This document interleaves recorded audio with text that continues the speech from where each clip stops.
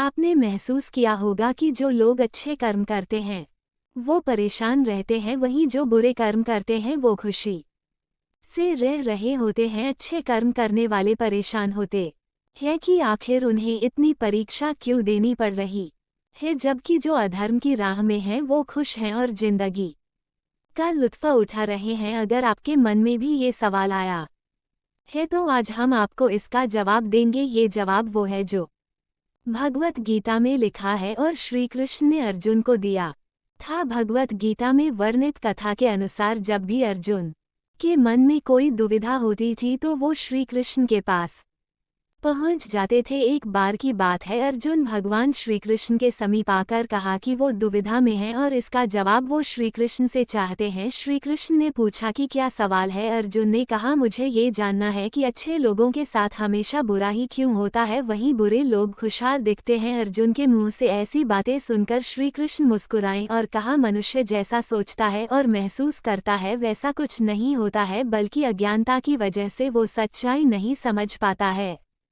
अर्जुन उनकी ये बात समझ नहीं पाए। इसके बाद श्री कृष्ण ने क्या कहा वो जानते हैं। श्री कृष्ण ने अर्जुन से कहा, पार्थ मैं तुम्हें एक कथा सुनाता हूँ, उसे सुनकर तुम समझ जाओगे कि हर प्राणी को उसके कर्म के हिसाब से ही फल मिलता है। प्रकृति हर किसी को अपनी राह चुनने का मौका देती है। अब वो मनुष्य की इच्छा पर निर्भर करता है कि उसे धर्म की राह चुननी है या अधर्म की कथा शुरू करते हुए श्री कृष्ण ने कहा, एक नगर में दो वीडियो अच्छी लगी तो सब्सक्राइब जरूर करना। पुरुष रहा करते थे। एक पुरुष व्यापारी था जिसके जीवन में धर्म की बहुत महत्ता थी। वो पूजा पाठ में यकीन रखता था। वो हर रोज मंदिर जाता था और दान धर्म भी करता था और हर रोज भगवान की पूजा करता था। वहीं दूसरा पुरुष बिल्कुल विपरीत था। वो हर रोज मंदिर तो जाता था लेकिन पूजा करने नहीं, बल्कि मंदिर के बाहर से जूते चप्पल चुराने। उसे दान और धर्म से कोई लेना देना नहीं था। समय बीतता गया और एक दिन बहुत जोर की बारिश हो रही थी। इस वजह से मंदिर में पुजारी के अलावा कोई नहीं था। ये बात जब दूसरे पुरुष को पता चली तो उसने कहा कि ये सही मौका है मंदिर का धन चुराने का। पंडित से नजर बचाकर उसने मंदिर का सारा धन चुरा लिया। उसी समय धर्म कर्म में विश्वास रखने वाला व्यक्ति भी मंदिर पहुंचा। दुर्भाग्य से मंदिर के पुजारी ने उसे ही चोर समझ लिया और चिल्लाने लगे। वहां लोग एकत्र हो गए और उसे बहुत मारा।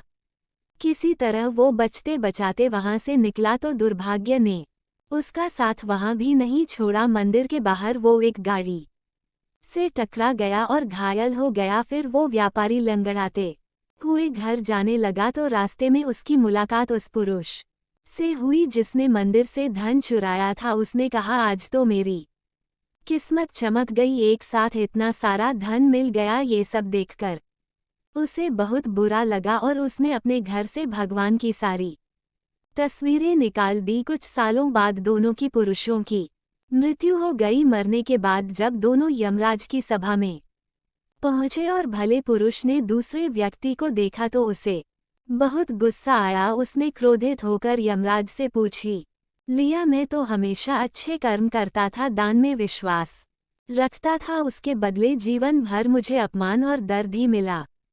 और इस व्यक्ति को नोटों से भरी पोटली, आखिर ऐसा भेदभाव क्यों? इस पर यमराज ने कहा, पुत्र तुम गलत समझ रहे हो।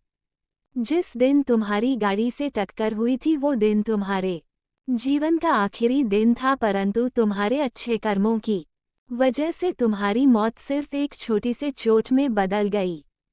तुम इस दुष्ट व्यक्ति के बारे में जानना चाहते हो। दरअसल इसके भाग्य में राजयोग था, मगर इसके कुकर्मों और अधर्म की वजह से वो सिर्फ एक छोटी सी धन की पोटली में बदल गया।